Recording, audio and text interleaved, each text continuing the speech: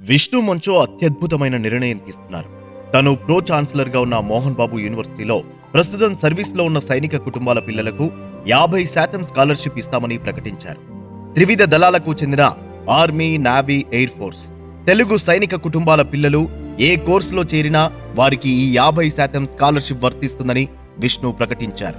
చాలా మంది ఈ దేశం మాకే ఇచ్చిందని ఆలోచిస్తారని, కానీ దేశానికి మేమేమిచ్చామని కొద్ది మంది మాత్రమే ఆ బాధ్యత, త్యాగానికి సిద్ధపడతారని, వారిలో అందరికన్నా ముందుండేది సైనిక దళాలు అని, వారి వల్లే మనమందరము ఇంత ప్రశాంతంగా జీవిస్తున్నామని విష్ణు అన్నారు.